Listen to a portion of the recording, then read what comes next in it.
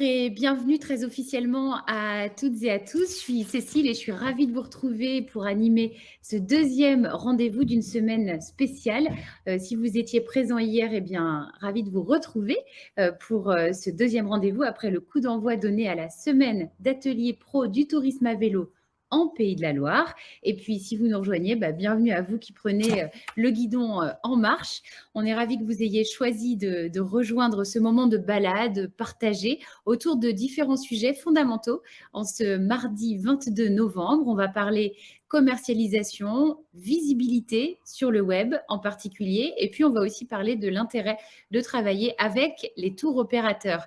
On pense toujours en faire assez et pourtant, on va voir au cours de cet atelier et vous allez l'entendre à travers la parole des professionnels de l'organisation des voyages à vélo, de l'hébergement, découvrir des outils concrets, efficaces pour gagner en simplicité et en efficacité, puisque souvent ces deux mots-là vont ensemble.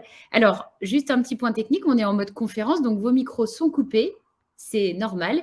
Pour pouvoir poser vos questions, il vous suffit d'utiliser le fil conducteur, donc l'onglet questions en bas à droite de votre écran que vous pouvez retrouver et on prendra différents moments pour échanger au cours de ce webinaire. Tout de suite, ce que je vous propose, c'est de tester un autre outil en vous invitant à jouer en participant à un quiz et la question va s'afficher sur votre écran maintenant. À vous de jouer. À votre avis, sur quel itinéraire la durée de séjour programmée en Pays de la Loire est-elle la plus longue? Est-ce qu'on parle de la Loire à vélo? Est-ce la Vélo Française ou, à votre avis, la Vélodyssée? Sur quel itinéraire la durée de séjour programmée est-elle, à votre avis, la plus longue? À vous de jouer. Donc, il suffit de cliquer et de soumettre le vote. Et je ne vais pas vous donner la réponse. Pourquoi? Eh bien, parce que c'est Anne-Sophie Rabréau, chargée de développement tourisme international chez Solutions Éco, qui va, dans quelques instants, vous donner la réponse à cette question. Et puis, ouvrir le bal de ce deuxième atelier pro de notre semaine spéciale, en apportant un regard sur la programmation, notamment des séjours vélo, ici en Pays de la Loire. Bonjour Anne-Sophie. Bonjour Cécile, bonjour à tous. Ravie d'être avec vous aujourd'hui. Alors donc je pense qu'il y a un certain nombre de participants aujourd'hui qui étaient peut-être là aussi hier. Donc vous avez peut-être entendu l'intervention de Noémie de Vélo et Territoire qui indiquait que la France, c'est la première destination, la deuxième destination cyclotouristique Bientôt. derrière l'Allemagne. Pardon? Je disais bientôt la première. Exactement, mais que justement, si on se fie à la programmation, des séjours des Théo, eh bien, c'est la première, la destination la première programmée par les Théo et donc nous, en fait, au niveau des Pays de la Loire, on a souhaité voir ce que ça donnait, enfin, comment est-ce qu'on était programmé, en fait, par les tours opérateurs. Donc du coup, depuis, en fait, 2018, on mène une analyse de la programmation des tours opérateurs. Donc ça se base en fait, la méthode de comptage, c'est fait en fait sur, l'analyse des sites web et des tours opérateurs et notamment des séjours qu'ils affichent en fait, sur leur site. Et donc cette analyse, on l'a fait donc 2018, 2020 et 2022. Alors pour compter, comment est-ce qu'on procède? En fait, on regarde les séjours et on prend en compte les séjours qui ont, au minimum une nuit qui se passe chez nous, donc en Pays de la Loire. Si par exemple un séjour, admettons un séjour sur la Loire à vélo, se termine en fait à Saumur, mais qu'il n'y a pas de nuitée à Saumur, eh bien le séjour n'est pas pris en compte. Donc là, les chiffres que vous avez, ils prennent compte uniquement des séjours faits avec, avec les nuitées. Et ce qu'on constate, alors depuis effectivement 2018, c'est qu'il y a une augmentation de la programmation. Cette année, donc en 2022, on était à 140 séjours pour 496 nuitées. Pour info, cette analyse a été faite en avril. Évidemment, ça évolue toujours. Effectivement, il y a encore, depuis, il y a eu de nouveaux séjours qui sont programmés, en Pays de la Loire et qui sont affichés donc sur les, sites web des Théo. Et lorsqu'on regarde donc le graphique à droite, effectivement, on s'était amusé à faire un petit podium et donc on voit que c'est le Théo donc à bicyclette voyage et donc ben, Fabien va s'exprimer, dans peu de temps, qui est en fait, le tour opérateur qui programme le plus de séjours et d'ailleurs le plus de nuitées aussi chez nous, donc en Pays de la Loire, suivi donc du Vélo voyageur, French Bike Tours et de Rando Vélo. Donc ça, c'était pour vous donner le spectre global. Ensuite, si on regarde donc, pour cette année, les grandes tendances donc, en 2022, donc encore une fois, on a pris l'analyse des itinéraires, mais qui passent évidemment, ça c'est pour le segment Pays de la Loire.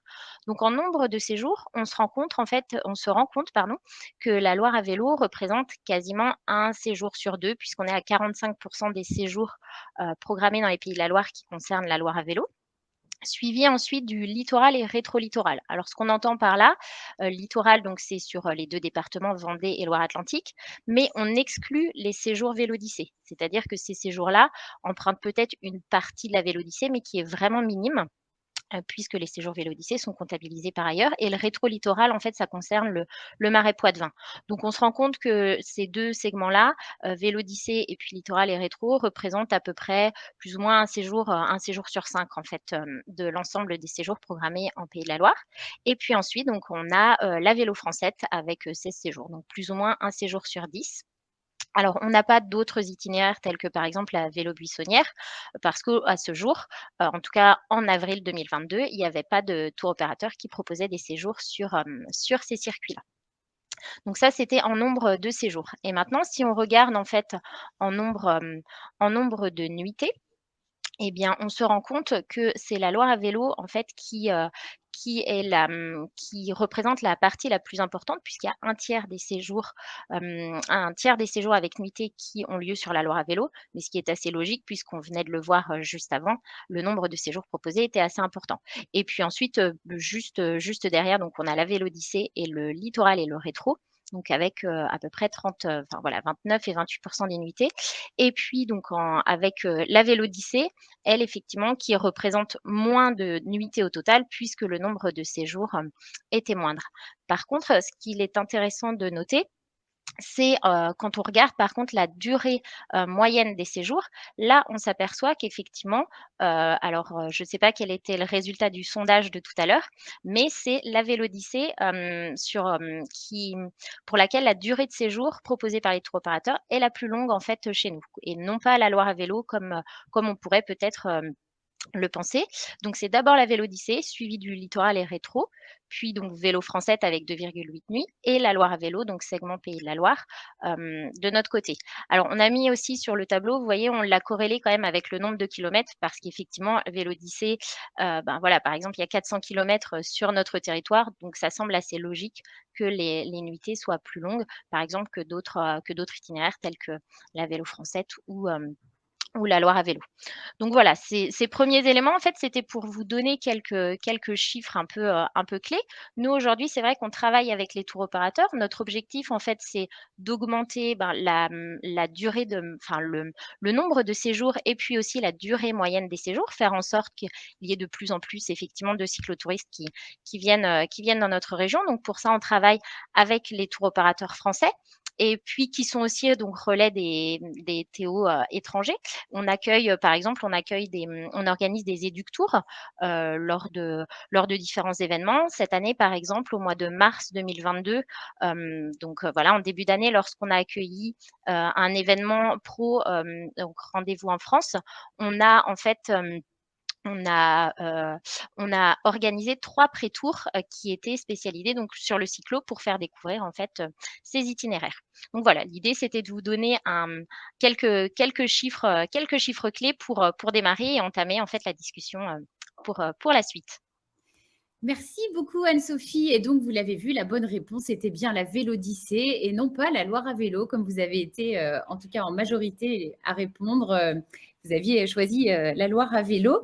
Eh bien, vous avez vu, en tête du podium, on retrouve sur la plus haute marche, en programmation de nombre de nuitées, un homme qui est avec nous ce matin. On a la chance de pouvoir bénéficier de témoignages précieux et donc direction Rennes, c'est le camp de base de 13 passionnés réunis autour d'un projet, faciliter les vacances à vélo, à Bicyclette Voyage. C'est une agence créée en 2010 avec la création d'expériences uniques. Et à l'origine, on retrouve Fabien Leduc. Bonjour Fabien. Oui, bonjour. Et oui, nous sommes bien 13. C'est pas un homme sur la marche du podium, mais c'est toute une équipe. Oui, c'est vrai d'ailleurs. Est-ce qu'on peut commencer par comprendre en quoi consiste votre activité et puis surtout qui sont les clients pour lesquels vous travaillez tous les 13? Oui. Alors, notre activité, c'est d'organiser des voyages, tout compris à vélo. Donc, ça se constitue d'un parcours ou de plusieurs parcours qui sont conseillés, majoritairement en itinérance. Souvent, comme on le voit sur la Loire à vélo, sur la Vélodyssée, c'est des grandes itinérances avec un point de départ et d'arrivée différent, mais parfois, ça peut être aussi des grandes boucles. Et ça, on nous le demande d'ailleurs de plus en plus.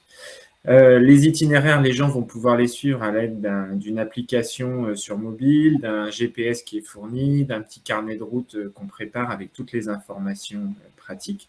Donc ça, c'est le cœur de notre valeur ajoutée. Et puis autour de ça, c'est toute l'organisation du séjour.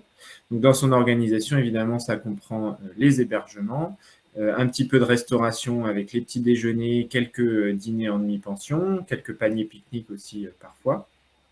Entre chacun des hébergements, puisqu'on est en itinérance dans plus de 95% des cas, on va assurer le transfert des bagages d'un hébergement à l'autre. On a assez régulièrement, on va dire à peu près dans 60% des cas, on a de la location de vélo aussi. Les gens ne viennent pas avec leur propre vélo. Donc, on les met à disposition sur le point de départ et on assure aussi la récupération sur le point d'arrivée. On peut avoir également quelques navettes entre le point d'arrivée et le point de départ pour revenir récupérer son véhicule, tout en sachant que la majeure partie des séjours sont organisés de gare à gare, ce qui permet aussi de favoriser transport doux pour le retour. Et c'est important quand on a fait toutes ces vacances à vélo, si en plus on peut éviter d'avoir pris sa voiture pour venir et rentrer de vacances, c'est idéal. Alors après, évidemment, on a une clientèle aussi étrangère assez importante qui peut aussi avoir besoin de la proximité des aéroports quand on vient de l'autre côté de l'Atlantique ou d'Australie. Enfin voilà, on a une clientèle qui peut venir vraiment de très très loin. Donc, on parlait hier de l'expérience utilisateur. Vous, clairement, vous vous mettez à la place de l'utilisateur en préparant tout presque aux petits oignons pour ce voyage. Voilà, souvent, on a tendance à dire que vous n'avez plus qu'à pédaler. Voilà, puisque vous avez effectivement toutes les informations pour vraiment faciliter votre suivi, les endroits où il faut s'arrêter, les petites expériences vraiment qu'il faut avoir fait pour vraiment s'imprégner du territoire et avoir pu découvrir voilà, les petites spécialités gastronomiques, ce qui fait vraiment le cœur et la richesse du pays. On a la chance à vélo d'avoir une facilité à pouvoir s'arrêter, à se stationner, à aller visiter les choses par rapport à la voiture. Tiens, quand il y a quelque chose sur le bord de la route qui nous interpelle, c'est simple de poser le vélo et d'aller voir. Donc, ça nourrit cette curiosité au quotidien. Et donc, c'est ça qui nous anime aussi et qu'on veut faire partager. Alors, le terrain de jeu, on l'a peut-être un peu dit, c'est la France entière, mais est-ce que vous allez un peu au-delà? Et puis, deuxième niveau de question, si on zoome sur la région, les Pays de la Loire, quels sont vraiment les produits locaux, ce qui se vend peut-être le plus, le mieux? Oui, alors effectivement, aujourd'hui, on a une ambition d'aller sur un catalogue européen parce qu'on a une clientèle française et internationale depuis une petite, enfin un peu presque 15 ans, bientôt on pourra dire une quinzaine d'années, voilà, qui évidemment est fidélisée et qui chaque année attend des nouveautés, qu'on leur propose des choses. Évidemment, le Covid a été un accélérateur pour la clientèle française. Et donc, c'est pareil, c'est des gens qui vont rapidement être à 2-3 séjours en France et qui vont être prêts à aller un petit peu au-delà. Donc, on a cette ambition-là. On est vraiment, on a à cœur d'être producteur et de construire nos séjours et nos partenariats sur l'ensemble du territoire français. Et pour autant, c'est important pour nous qu'on ne nous enlève pas spécificités et localités du Grand Ouest. Voilà, effectivement, comme vous l'avez dit tout à l'heure, on est installé à Rennes, on va le rester et on veut continuer à… Voilà. Si c'est pas un hasard si on est l'agence avec l'offre la plus importante sur les Pays de Loire. C'est un endroit qu'on connaît très bien, sur lequel on est installé depuis longtemps et sur lequel on veut continuer à pouvoir proposer des choses régulièrement, sortir des sentiers battus. Il y a les grands itinéraires balisés qu'on a évoqués, vélo français, Loire à vélo, etc. On veut pouvoir aussi aller chercher des choses dont on parle un petit peu moins. Par exemple? Alors, par exemple, souvent sur des itinéraires un petit peu plus locaux, on travaille sur la Loire-Atlantique, par exemple, on travaille aussi sur la Vélocéan. Il y a des choses dans le vignoble nantais qu'on a envie d'aller voir. Il y a voilà, autour de, dans la région angevine, c'est pareil, il y a des endroits où en gravel, il y a des choses qu'on veut élargir. Voilà, en fonction des pratiques, il y a des sites où il y a vraiment des choses à développer, puis il y a des dynamiques qui sont mises en place qui permettent aussi d'aller un petit peu plus loin. Donc, on veut pouvoir proposer des choses un petit peu partout pour élargir aussi la clientèle. Et l'objectif, c'est vraiment de pouvoir toucher tout le monde, que tout le monde se sente concerné et puisse avoir un point d'accroche pour découvrir ce type de loisirs et de vacances, parce que on sait le bien que ça fait à tout à chacun de pratiquer le vélo et de le faire pendant ses vacances en termes de dépaysement et puis d'ouverture aux autres. Et alors, on a parlé de ces produits locaux, peut-être un peu moins connus, mais vraiment les best-sellers, les produits qui ont le plus d'engouement, là où les incontournables, je ne sais pas si on peut les appeler comme ça. Oui, alors sur les Pays de Loire, évidemment, la Loire à vélo, ça reste voilà, très, très, très important. C'est ce qui a le plus de visibilité au niveau international parce que c'est positionné comme ça depuis longtemps. Il y a aussi le fait de l'attractivité et de l'accessibilité de Nantes, voilà, qui en fait un point de départ ou un point d'arrivée assez naturel. Et puis après, évidemment, on a vu ces dernières années la Vélodyssée plutôt exploser, avec une forte demande là-dessus, des partenaires aussi tout au long du littoral qui ont su, un peu à l'échelle de ce qu'ont fait les partenaires sur la Loire à vélo il y a peut-être 10 ou 15 ans, voilà, dans un deuxième temps, les partenaires sur la Vélodyssée qui ont fait des efforts pour pouvoir accueillir des cyclotouristes. Ça veut dire accepter l'hébergement à la nuitée, ça veut dire avoir un garage sécurisé à vélo, etc. Des choses qui, sur les premières années de la Vélodyssée, n'étaient pas si évidentes et pouvaient être sur lesquelles on avait besoin de faire un peu de pédagogie. Et puis, oui, par sa couverture en termes de kilomètres, ça en fait évidemment un itinéraire extrêmement important. Et puis, il y a toujours l'attractivité du bord de mer qui fait que l'été, notamment, ça permet de finalement presque être en double activité, à la fois du tourisme balnéaire et du tourisme à vélo. Qu'est-ce qui manque aujourd'hui? Quels sont peut-être les freins qui vous limitent dans le développement, dans les idées, dans voilà, tout ce que vous pourriez mettre en place sur les Pays de la Loire en particulier? Bon, il y a ce que je vais évoquer, ça dépasse les Pays de la Loire. Nous, aujourd'hui, c'est des problèmes qu'on rencontre quasiment sur toutes les destinations et c'est des pistes sur lesquelles on pousse pour qu'effectivement ça favorise l'itinérance à vélo. Il y a une problématique qui est importante autour du train, globalement, avec l'idée que même si nous, on peut effectivement apporter quelques services sur les retours au point de départ, etc., ça ne peut jamais avoir la notion économique, un intérêt de facilité qu'on pourrait avoir avec un système de train qui serait assez facile à mettre en place et qui pourrait être une piste aussi encore de développement de services auprès de nos amis de la SNCF.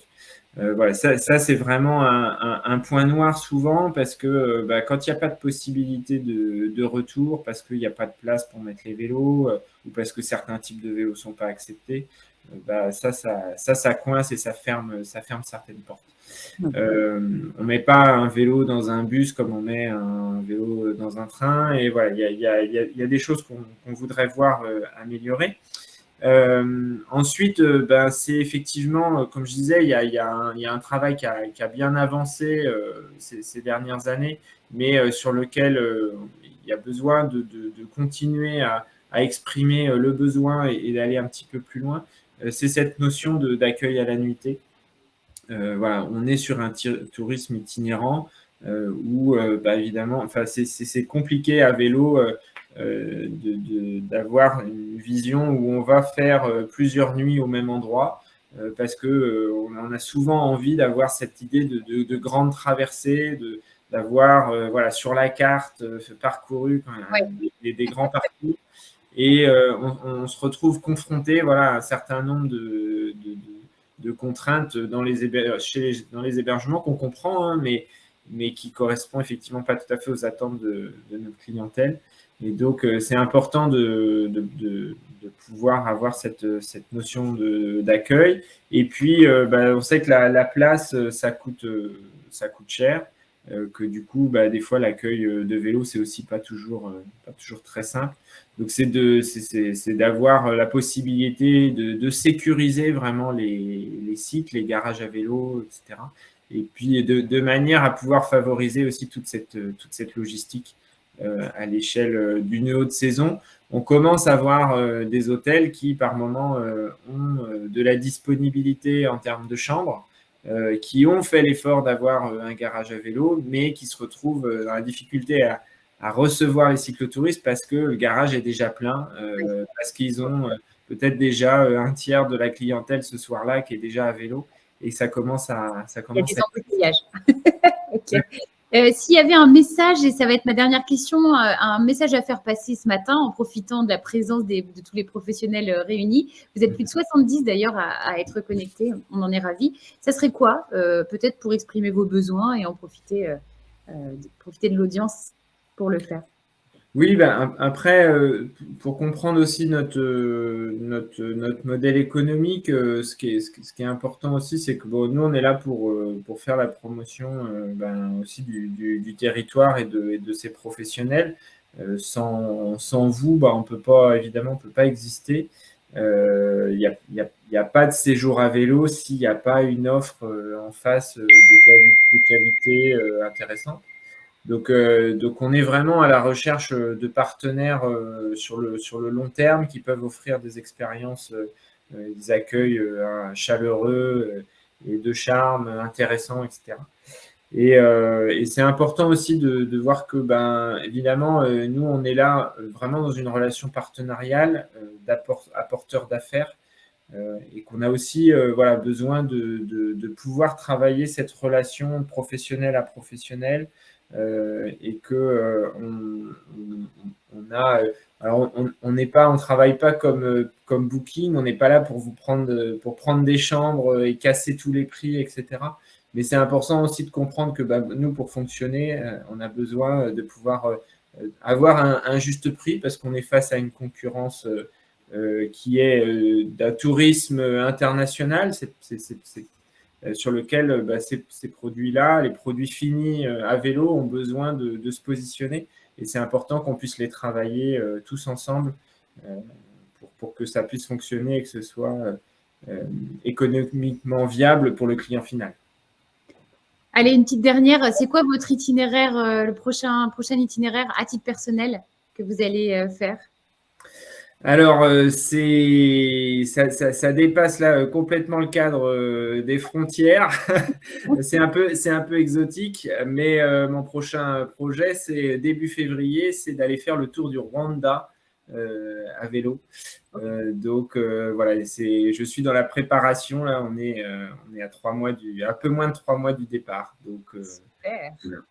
Ok, bon, merci beaucoup. C'est bien, il y a un retour d'expérience intéressant à avoir. Alors, à Bicyclette Voyage travaille, entre autres, bien sûr, vous l'avez compris, avec le Londres à Saumur. C'est un hôtel doté de services vélo. Et on a la chance d'avoir avec nous ce matin la propriétaire, Charlotte Chauvet. Bonjour, Charlotte. Bonjour tout le monde. Merci d'avoir accepté d'être avec nous ce matin. Je vous en prie.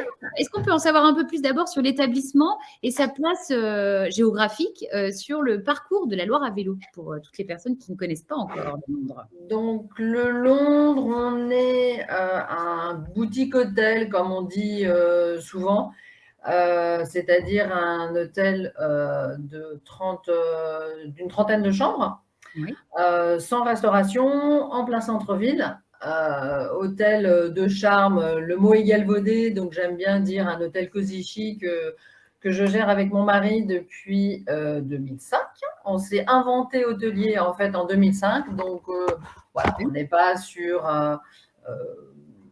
je pense qu'on apporte une fraîcheur et quelque chose de différent, même si 2005, ça commence à être un petit peu vieux. Voilà, et on accueille tous nos clients un peu comme à la maison. Donc, on est 2 et on a une équipe en réception de 3 personnes qui sont aussi voilà, un petit peu à notre image. Donc, vraiment dans un accueil chaleureux.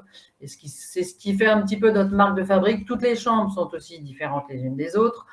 Voilà. Et les gens nous disent quand on arrive dans l'hôtel, quand on entre dans l'hôtel, waouh, il se passe quelque chose. Donc ça, pour nous, c'est notre meilleure récompense, c'est que je sais pas ce qu'on arrive à insuffler dans cet hôtel, mais c'est sympa quand on sent qu'il y a voilà. Et alors sur le parcours des cyclotouristes, vous êtes situé où pour les personnes qui connaissent pas forcément trop bien le territoire? Ouais, donc Saumur, bon, on est exactement entre Tours et Angers. Et par rapport à tout ce que j'entends là, ce que j'ai entendu depuis le début, c'est vrai que Saumur, on est vraiment sur la fin de la Loire à vélo. Donc au moins, ça vous donne un super potentiel de développement pour arriver à faire continuer les gens vers Angers. Mais très souvent, les vélos sont rendus à Saumur. Ok. Voilà. Intéressant. Alors, ça représente quoi la part de cyclotouristes dans votre clientèle et surtout depuis quand vous les accueillez spécifiquement avec des services dont on va parler qui facilitent le confort justement? Donc, alors, le vélo en général représente 15% de notre chiffre d'affaires sur les 5 mois de haute saison entre mai et septembre, ce qui est quand même très important. Oui. Voilà, c'est une très belle part. Saumur, on est situé sur la Loire à vélo et sur la Vélo Française. Donc, on a quand même 2 itinéraires intéressants, même si la Vélo Française est beaucoup plus récente.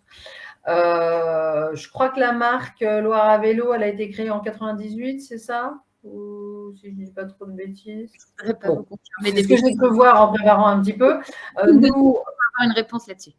Donc, on est arrivé en 2005 à l'hôtel et on a adhéré. Alors, pour le coup, je n'ai pas réussi à voir depuis quand, mais je pense que dès le début, on a adhéré parce que ça nous paraissait très important. En revanche, on a vraiment senti une grosse montée en puissance du vélo entre 2015 et 2019. C'est ce qui se dit, j'ai l'impression, un petit peu partout. Et un énorme boom, j'écoutais Fabien, on est complètement d'accord, après Covid, post-Covid, avec un besoin des Français de retrouver de la nature, de l'authentique, de sortir du tourisme urbain et autres. Dès le début, j'ai envie de dire, on avait vraiment les touristes étrangers, les Nord-Européens, les Belges, les Néerlandais, les Allemands, etc., qui ont l'habitude de faire du vélo. Et là, on a vraiment les cyclos français qui sont arrivés, d'autant plus avec le boom aussi du vélo électrique, qui a ouvert une clientèle complètement différente entre les personnes un petit peu plus âgées, les non-sportifs, tous ces gens qui, avant, n'imaginaient même pas faire du vélo. Voilà. Ce boom aussi, cette montée en puissance, ou ce boom post-Covid plutôt, je pense qu'il est aussi dû à un bouche à oreille qui est excellent sur la Loire à vélo et sur même tous ces circuits, et sur la couverture médiatique de la Loire et de Saumur, voilà, et de la région qui est quand même assez bonne depuis quelques temps, quoi. On me confirme dans l'oreillette que c'est bien 1998 pour la Loire à vélo. Bravo, Charlotte. J'ai gagné au quiz. Ouais, c'est ça, le quiz du off. Est-ce qu'on peut faire un petit focus sur les services que vous avez pensés pour accueillir tout le monde et puis l'intérêt de travailler avec un tour opérateur aussi, peut-être pour à chaque fois se challenger et essayer d'être au top pour accueillir au mieux cette clientèle. Ok. Alors, les services, d'abord, voilà, un local à vélo qui soit proportionnel à la capacité d'accueil de l'hôtel. On a la chance, sur notre parking qui est privé fermé, d'avoir un local à vélo de 40 mètres carrés. Ouais. Donc, c'est sûr qu'il était là quand on est arrivé. Maintenant, c'est des choses qu'on peut peut-être créer aussi. Mais Fabien le disait, sans local à vélo suffisant par rapport à des vélos qui maintenant sont électriques, donc qui ont aussi de valeur, des gravels, pareil, qui ont de la valeur. Moi, je suis déjà allée jusqu'à accepter que certains clients montent leur vélo en chambre. Ils arrivent dans l'hôtel avec leur vélo, comme avec leur petit compagnon, mais là, c'est un vélo. Voilà, c'est des vélos qui valent plusieurs milliers d'euros. Évidemment, le monsieur, s'il me demande de le mettre dans sa chambre, c'est qu'il y tient comme à la prunelle de ses yeux et qu'il y fera attention et qu'il fera attention à ma chambre. Donc voilà, après, c'est un petit contrat. Mais voilà, ils dorment avec leur vélo à côté d'eux et je trouve que c'est sympa. Il faut qu'on arrive à se mettre à la disposition de tous nos clients, comme on ferait avec des gens qui ne sont pas cyclos. Hein. Mais voilà, toutes les demandes spécifiques, il faut pouvoir y répondre. Sur notre... il est tout au fond de la photo du milieu.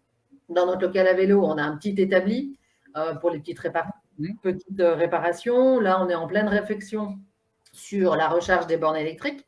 Et oui, gros sujet aussi. Que, voilà, quand ils nous demandent de les monter en chambre, je sais que ce n'est pas forcément bon. Alors, nous, en hôtel, on a la capacité de les recharger, mais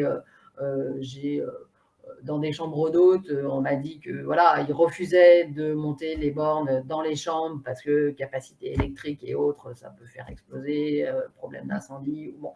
Donc il faut quand même être très vigilant à ça parce que c'est bien beau, mais il faut avoir conscience des conséquences éventuelles. Donc là, c'est en Allemagne. À la Toussaint, on était en Allemagne et mon mari a pris en photo toute une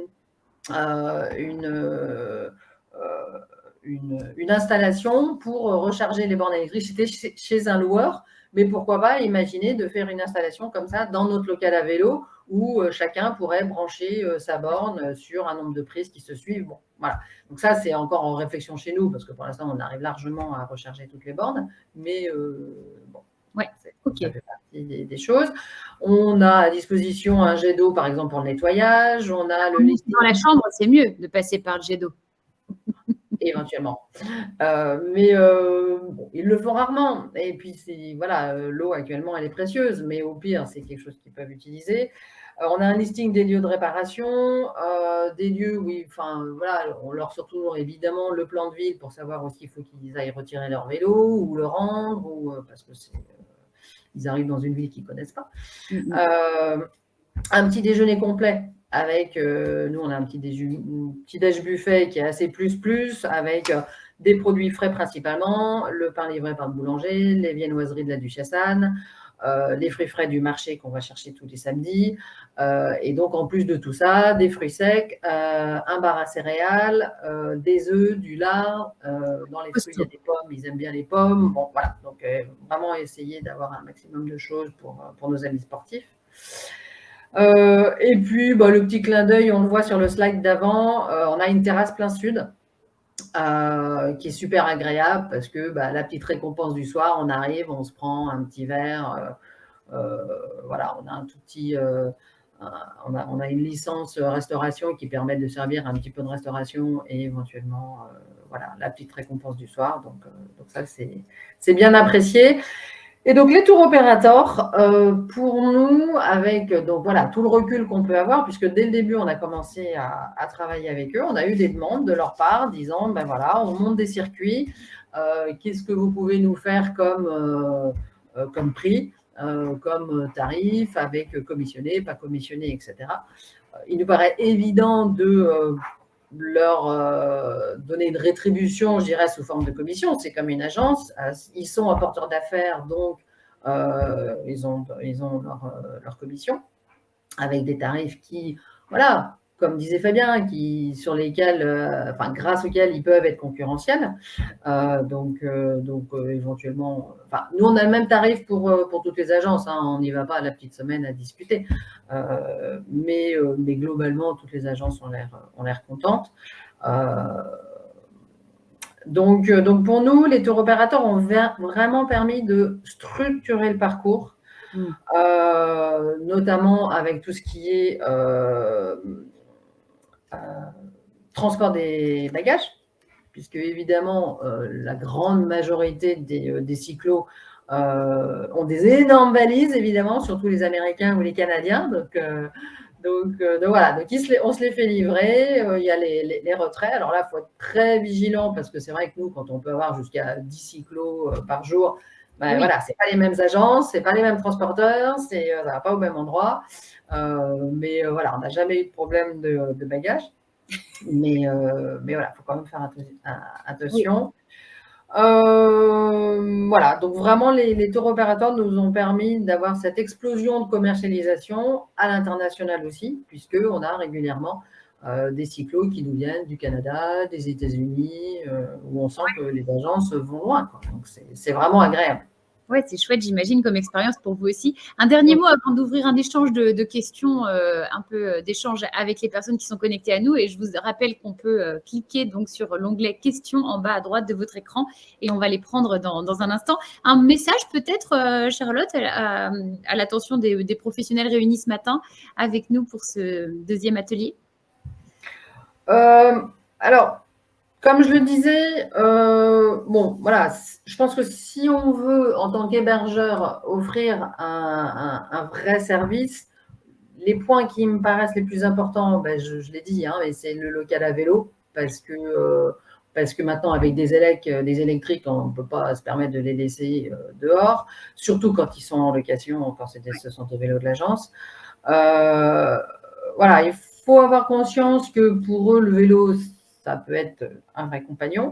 Donc, voilà, savoir répondre aux desiderata des uns et des autres. Bon, la proximité de la Loire, quand on est sur la Loire à vélo, ça peut être sympa. Maintenant, il y en a qui peuvent aimer aussi faire des circuits un petit peu autres. Mais justement, quand on sort, alors pas forcément du circuit classique, mais quand on n'est plus en ville, je pense à l'importance de proposer une restauration du soir. Un cyclo, s'il a 30 km, 60 km dans les pattes, voilà, il n'a pas forcément envie de ressortir. Il existe maintenant plein de restaurations qui peuvent être faciles. Ne serait-ce que nous, on a beau être en centre-ville, avoir des restaurants à 5 minutes.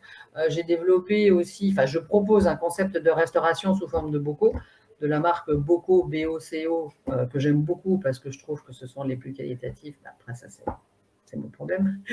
C'est ma petite histoire, mais voilà, pub.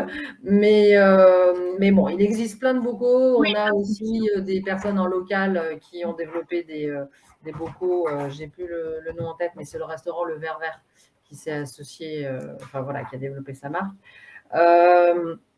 Donc, je pense qu'on peut vraiment proposer une petite restauration qualitative qui prendra pas beaucoup d'énergie parce qu'il y a les DLC, date limite de consommation, elles peuvent être à 3 mois si c'est du pasteurisé ou à 3 ans si c'est du stérilisé. Mais là, en termes de stockage, voilà, c'est facile et c'est un vrai service.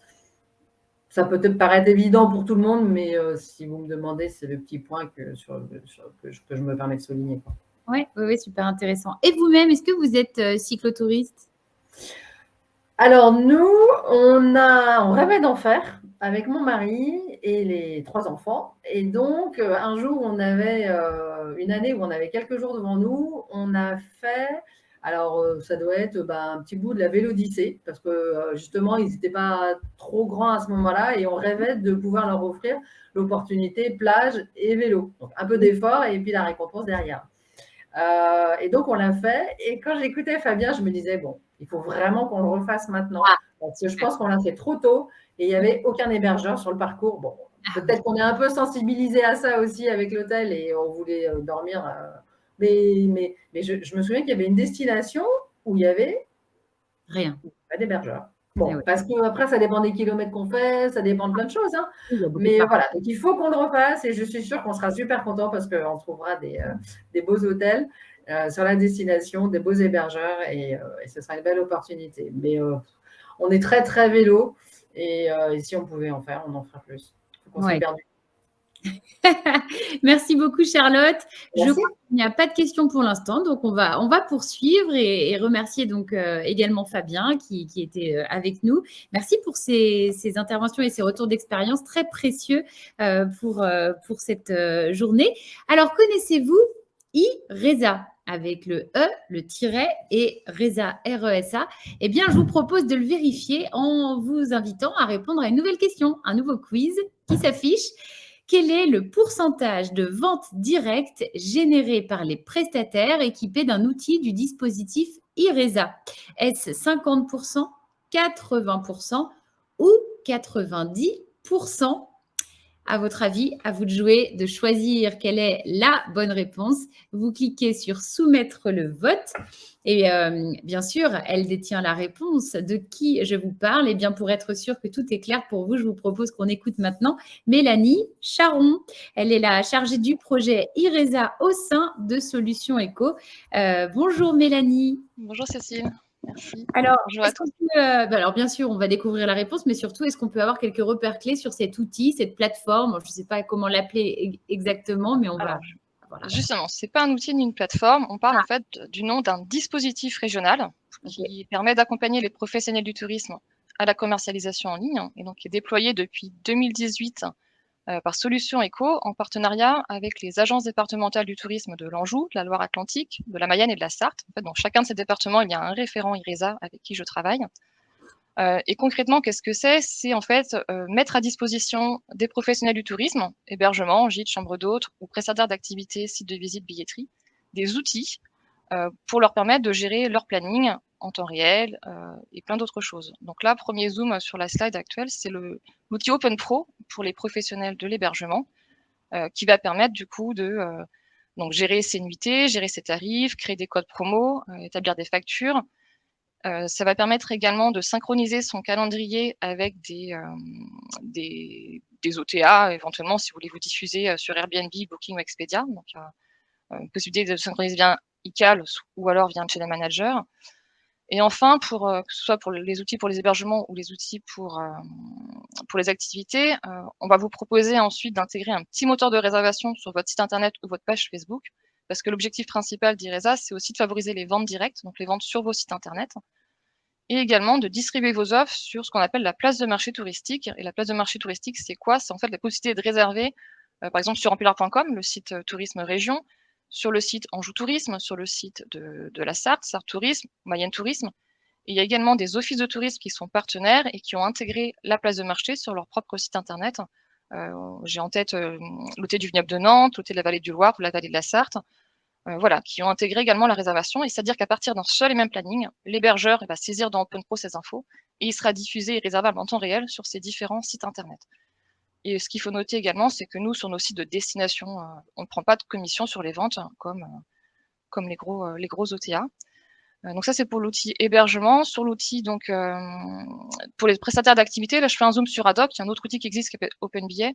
Mais là, sur Adoc, c'est vraiment un nouvel outil qui est qui est assez puissant, puisque du coup, on va pouvoir gérer son planning, son stock, mais également le staff, donc les personnes qui s'occupent par exemple d'une activité. On peut créer des bons cadeaux, donc ça c'est vraiment quelque chose pareil de très important à l'approche de Noël, et qui a très bien marché aussi en fin d'année dernière, en plus avec la période de Covid où les sites de visite étaient fermés.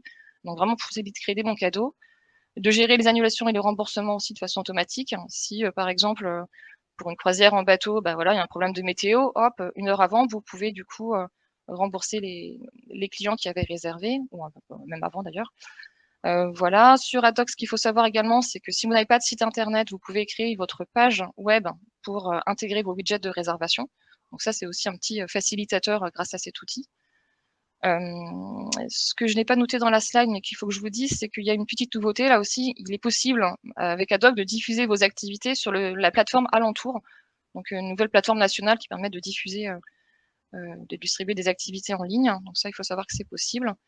Et puis quelque chose qu'on n'a pas encore tout à fait développé, mais sur lequel on va travailler avec les référents, c'est aussi organiser un réseau local de distribution. C'est-à-dire qu'aujourd'hui, un hébergeur qui est sur OpenPro peut également du coup diffuser ou réserver au comptoir des prestataires d'activités qui sont équipés d'Adoc. Donc voilà, il y a vraiment un lien entre tous ces outils. Voilà, donc on peut passer peut-être aux chiffres. Donc aujourd'hui, il y a plus de 400 professionnels qui sont équipés d'un de ces outils, donc OpenPro, OpenBNBA, Adoc ou OpenBoutique. Ces outils sont mis à disposition avec un abonnement annuel qui varie entre 60 € pour l'OpenPro, 150 € pour Adoc et 210 €, c'est si vous avez OpenPro plus Adoc. Donc c'est un abonnement annuel, c'est vraiment voilà, une somme assez modique par rapport à d'autres outils qui peuvent exister sur le marché. On est vraiment là dans un accompagnement régional aux prestataires d'activités, enfin de tourisme. On a plus de 1500 offres qui sont réservables, notamment sur le site empileur.com, parce qu'on a aussi des passerelles ou des connecteurs avec d'autres systèmes de réservation qui existent. Donc là, j'ai noté Gîtes-de-France, Réservité, ça peut être pour les hôtels logis ou d'autres hôtels qui sont équipés de ce système. C'est ouvert pour des campings. Je me permets de couper parce qu'il y a une question. Est-ce qu'il y a un intérêt à prendre IRESA si nous avons déjà un outil de vente en ligne directe, interne, pardon, de vente en ligne interne?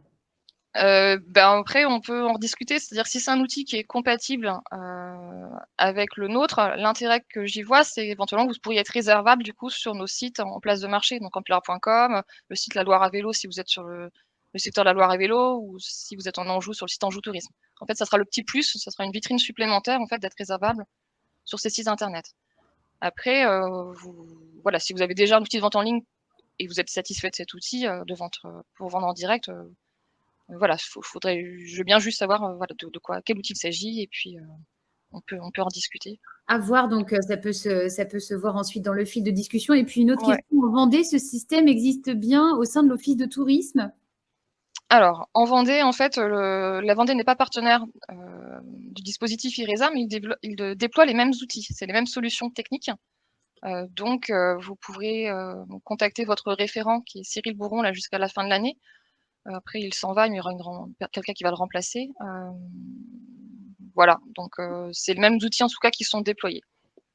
Merci pour ces réponses. On peut poursuivre, Mélanie. Donc, pour vous donner des chiffres au niveau des ventes, donc, depuis le début de l'année, le chiffre d'affaires généré par toutes ces ventes, donc les ventes directes des professionnels sur leur site internet, les ventes sur la place de marché, donc on est à 2,6 millions d'euros. Donc ce qui est plutôt bien, c'est ça en progression continue là depuis le déploiement, donc en 2018. Et donc ce qu'il faut retenir, c'est qu'il y a plus de 80% des ventes qui sont des ventes directes, c'est-à-dire vraiment les ventes sur les sites internet des 400 professionnels équipés de ces outils. Donc c'est vraiment chouette, et c'est la réponse du coup au petit sondage que vous aviez tout à l'heure. La fameuse. Donc voilà, si vous n'avez pas d'outils aujourd'hui pour vous vendre en direct sur votre site internet, ça peut voilà, les outils proposés dans le cadre du dispositif IRESA peuvent être le petit plus pour vous mettre, pour vous aider à vendre en ligne. Et vous aviez Voilà. majoritairement trouvé la bonne réponse. Je tiens quand même à le préciser, 59%. Et donc là, c'est si vous voulez plus d'infos et retrouver donc qui est votre référent sur votre département, je vous invite à consulter donc la page Solutions Pro Tourisme dédiée à IRESA, où on a aussi des petites vidéos d'utilisateurs en fait, parce que c'est eux qui en parlent le mieux. Et donc Mathieu va prendre le relais tout à l'heure pour parler d'Adoc, puisqu'il est équipé de l'outil Adoc. Mais voilà, n'hésitez pas à consulter cette page et puis à contacter votre référent départemental. Merci. Merci. Merci beaucoup, Mélanie. Alors, évidemment, on vient d'évoquer Mathieu, et Mathieu est avec nous. Mathieu Perrault fait partie des utilisateurs d'IRESA, ou plutôt d'Adoc au sein d'IRESA, et on va l'écouter en commençant par échanger sur son activité Loire en bateau. Bonjour, Mathieu. Est-ce que Mathieu est avec nous pour nous parler de cette expérience sur l'outil de réservation en ligne qu'il utilise depuis plusieurs années maintenant? On attend juste qu'il se connecte à nous. Donc, c'est Adoc qui s'est inscrit tout à l'heure sur l'écran, ADDOCK. Et Mathieu se prépare pour nous rejoindre. et nous parler donc de Loire en bateau. Et ces bateaux de promenade basés à Saint-Florent-le-Vieil dans le Maine-et-Loire. Bonjour Mathieu, je ne sais pas si Mathieu m'entend. On va parler à la fois du profil de ses clients et de l'intérêt dans l'utilisation de ce dispositif et de l'outil en particulier, bien sûr, ad hoc. Encore quelques instants pour attendre Mathieu. Profitez-en peut-être pour envoyer des questions. Et je crois que dans le fil, vous pourrez retrouver les liens des différents éléments qui ont pu être évoqués.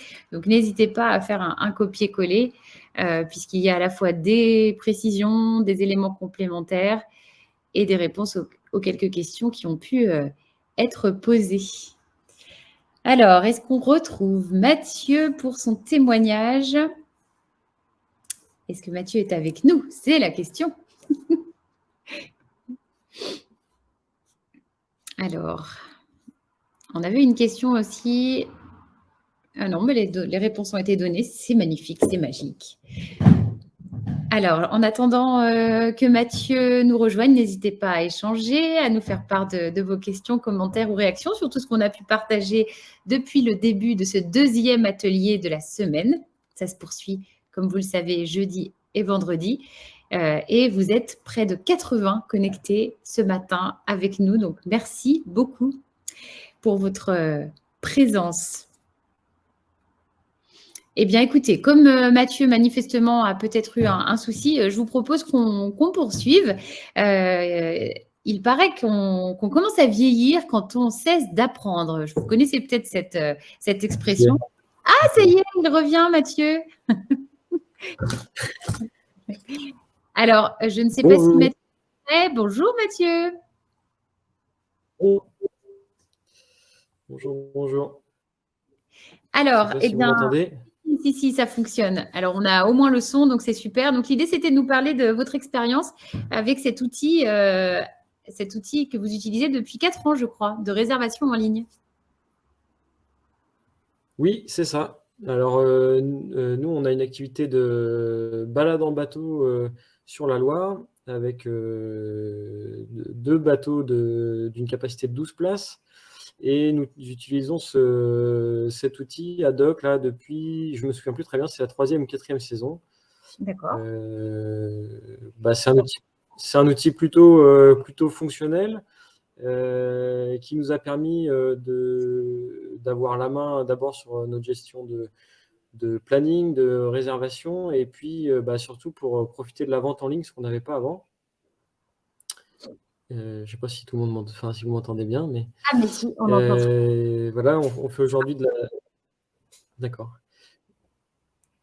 On fait aujourd'hui de la vente en ligne donc sur notre site internet grâce à cet outil. En 4 ans, là, enfin en 3 ou 4 saisons, là, je ne sais plus, mais on est passé de 0 à 40% de nos ventes qui se font via les ventes en ligne, quoi. Voilà. Oui, quand même. Et quelle est la clientèle qui utilise, qui passe notamment par cet outil? Eh bien, du coup, on a, je dirais que c'est moitié de locaux, c'est-à-dire dans un rayon de 50 km. Nous, on est basé à Saint-Florent-le-Vieil, donc ça rayonne sur le secteur de Angers, Nantes, Cholet, quoi. Voilà. Et 50% disons, de touristes vraiment qui viennent là sur le secteur plutôt en vacances, quoi. Voilà. D'accord. Et donc, vous avez vraiment, de 0 à 40, c'est effectivement une grosse progression. Pour vous, les avantages, c'est quoi? C'est plus de simplicité, un gain de temps? Oui, alors c'est du coup les 40% de ventes qu'on fait en ligne aujourd'hui, c'est autant de personnes qu'on a plus ou en tout cas moins au téléphone. Donc, oui. On gagne vraiment beaucoup de temps comme ça. C'est simple aussi parce que ça a été dit tout à l'heure, ça nous permet en effet, en cas d'intempéries ou de problématiques diverses et variées, de pouvoir annuler une sortie, rembourser les gens facilement. Oui. Voilà, ça nous permet d'avoir la main aussi sur nos réservations et finalement de fermer une sortie parce que, je sais pas, notre pilote est finalement plus disponible ce jour-là. Enfin, on a... disons que c'est un outil qui nous offre quand même pas mal de simplicité et de liberté, quoi. Merci beaucoup. Un petit mot si vous deviez convaincre des personnes qui hésitent à utiliser ce type de dispositif. Encore une fois, c'est un outil simple à prendre en main, Oui. qui permet vraiment la vente en ligne d'une part, donc sur notre site, enfin nous, je parle pour nous sur notre site internet, mais aussi qui permet de faire des ventes et du lien sur des sites. Alors pour nous, comme Enjeu Tourisme, ça nous permet de travailler aussi directement en lien avec notre office de secteur là, aux Émauges. Ouais. Et donc, on arrive finalement, ça nous fait un agenda partagé également qui est important et qui facilite vraiment l'organisation en tout cas, de notre établissement, quoi.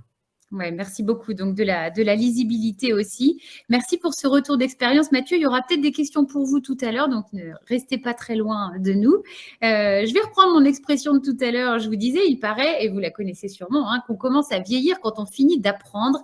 Eh bien, chez Solutions Éco, on tient à entretenir votre vitalité le plus longtemps possible. On va parler formation maintenant, au sein de l'Académie e-tourisme, en compagnie de Stéphanie Chabot, chargée de développement tourisme et référente tourisme à vélo au sein de Solutions Éco. Bonjour Stéphanie. Bonjour Cécile, bonjour à tous. Alors, on y va sur cette académie. De quoi parle-t-on ? De quoi parle-t-on ? Alors, tout d'abord, avant de vous parler des formations spécifiques pour le réseau Accueil Vélo, un petit mot d'information sur les formations en cours au niveau de l'Académie Tourisme. Donc, ce sont des formations pour vous aider à performer sur le web. Il reste encore des places sur des sessions de formation en décembre et novembre. On va vous mettre les liens pour atterrir directement sur les pages d'inscription dans le fil conducteur. Ce sont des formations notamment sur la gestion de la politique tarifaire, sur être plus visible sur LinkedIn. Donc, je vous laisse aller voir si vous souhaitez vous inscrire sur ces formations. Deuxième information, le 18 octobre a eu lieu une conférence sur les dernières tendances et enjeux du e-tourisme. Vous pouvez regarder en replay le webinaire et là, idem, on vous met un lien pour accéder à ces webinaires. Troisième information, pour les formations, pour le planning des formations 2023, il sera en ligne à partir de la mi-décembre. Alors, j'en viens maintenant sur les formations spécifiques qu'on propose pour le réseau Accueil Vélo. Donc, ça fait quelques années déjà qu'on propose ces formations. Pourquoi on propose ces formations ? Pour vous accompagner à être plus visible auprès des clientèles cyclistes.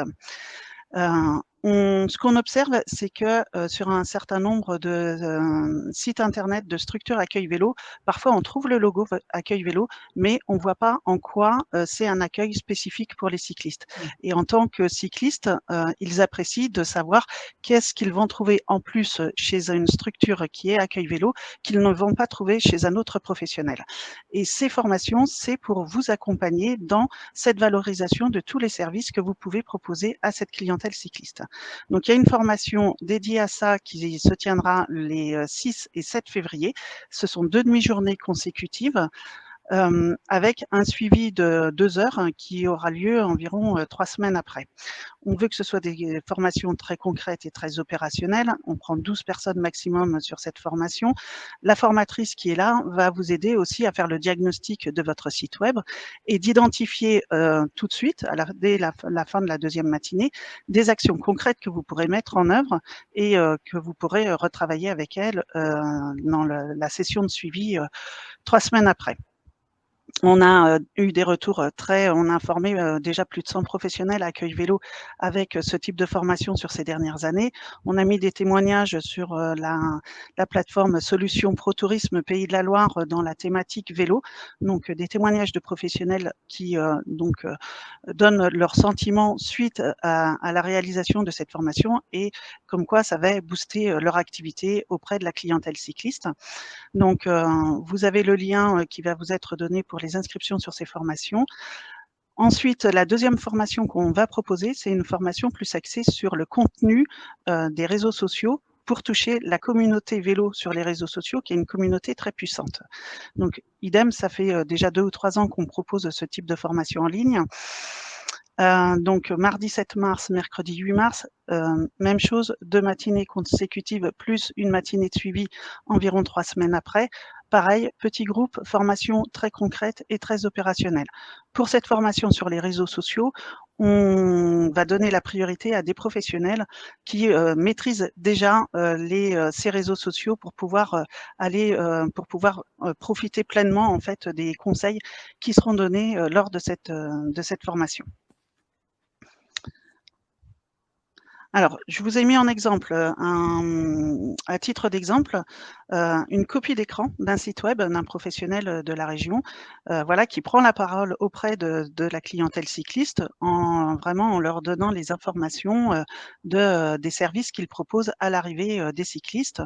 Donc vraiment, c'est de mettre en avant voilà, les services que vous proposez et qui va faire prendre conscience aussi aux cyclotouristes que vous avez bien compris leurs attentes particulières, parce c'est vrai qu'ils ont des attentes particulières par rapport à d'autres clientèles. Et donc, c'est ça qu'on cherche vraiment à mettre en avant auprès de tout le réseau Accueil Vélo au niveau des Pays de la Loire. Et ça donnera d'autant plus de force aussi au réseau et à l'accueil des cyclistes. Alors, toujours pour vous accompagner dans cette thématique-là, on a produit un guide qui est issu finalement des formations qu'on propose pour ceux qui souhaiteraient se lancer tout seuls et mettre en avant ces services. Donc, on vous met le lien dans le fil conducteur avec pour pouvoir télécharger ce guide. Et c'est un guide vraiment dans lequel vous allez retrouver tous les bons conseils pratiques pour gagner en visibilité. Et voilà vraiment les bons gestes à avoir pour améliorer son site web et vraiment valoriser ses services auprès de cette clientèle cyclotouristique. Une autre information toujours par rapport à Académie Tourisme, pour la 2e année consécutive, Solutions Éco est partenaire avec Google et propose des ateliers numériques Google. Donc ce sont des ateliers qui sont réalisés en partenariat avec les 5 départements. Il y a un atelier dans chaque département, ça se déroule au mois de décembre, il reste de la place. Chaque journée comprend 2 ateliers de 2 heures. Donc, il y a des thématiques différentes selon les lieux, mais les thématiques qui vont être abordées dans ces ateliers concernent le référencement de son site internet, créer des contenus performants, gagner en visibilité sur internet ou encore construire une image de marque. Ce sont des ateliers qui sont animés par des coachs Google et qui sont gratuits. Donc, encore une fois, on vous met le lien là dans le fil conducteur. Je vous laisse aller consulter et vous inscrire si vous le souhaitez. On voulait attirer votre attention aussi sur la base de données Esprit. On revient régulièrement sur cette base de données. Donc, la base de données Esprit, c'est une base de données à la fois régionale et départementale. C'est la base de données qui centralise l'ensemble des informations des professionnels touristiques et qui permet la remontée des informations sur l'ensemble des sites web, des départements, de la région, des offices de tourisme et des sites des différents itinéraires cyclables. Donc, on attire votre attention sur la mise à jour de votre fiche dans la base Esprit.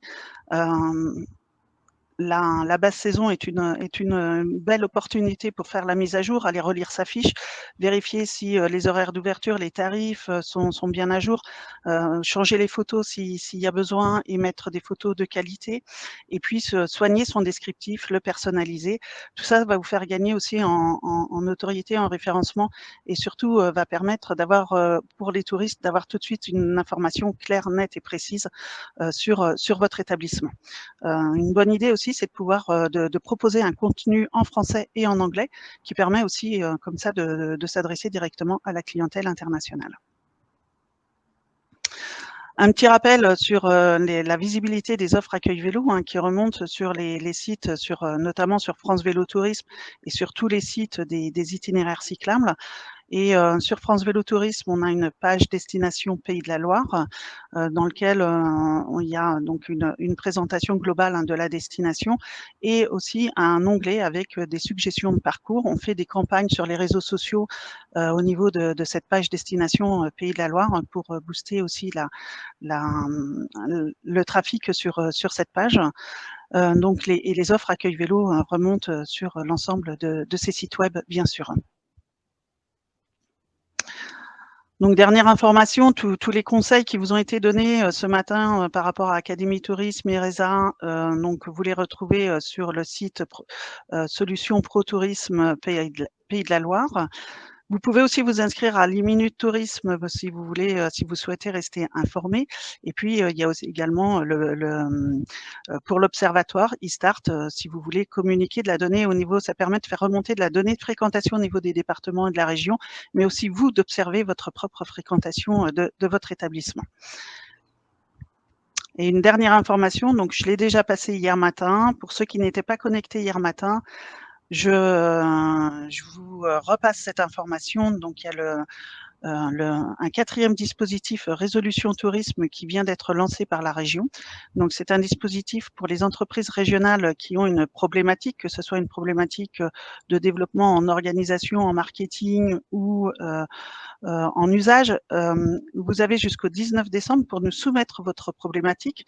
Suite à cela, il y aura un jury qui va sélectionner 5 sujets et les 5 problématiques qui seront retenues bénéficieront d'un accompagnement. Cet accompagnement, en fait, dans une phase 2, c'est un appel à solutionneurs qui est envoyé, qui est fait au niveau national pour recruter la meilleure solution innovante pour répondre à la problématique sur lesquelles vous souhaitez travailler. Donc voilà pour moi, Cécile, pour la partie que je souhaitais aborder ce matin. Merci beaucoup, Stéphanie. Plein d'informations. Vous avez d'ailleurs beaucoup de choses que vous pouvez retrouver dans l'onglet questions, mais voilà. Merci beaucoup. On va peut-être prendre le temps éventuellement d'une ou deux questions si vous en avez, si vous avez envie de les partager avec l'ensemble des personnes. On est encore ensemble, profitez-en. Donc, ça passe par l'onglet questions. Et c'est à vous, si vous le souhaitez. Sinon, j'en profite pour vous annoncer la suite du programme de cette semaine. Alors, Cécile, dans l'oreillette, on me dit qu'il n'y a pas de questions, a priori, qui sont remontées dans le fil. Super, oui, mais je crois qu'il y en a eu, mais les réponses ont été données. Donc, ont été données au fur et à mesure. Parfait. Exactement. Merci beaucoup à toutes et à tous de votre présence une fois de plus au 2e jour de cette semaine spéciale. Sortons la tête du guidon, semaine inédite également. Prochain rendez-vous jeudi, on fait une petite pause demain et le prochain rendez-vous vous propose de parler service coup de pédale pour booster les services. Ce sera le 3e atelier. Et puis, dernier rendez-vous vendredi avec un rendez-vous autour du camping et de l'itinéraire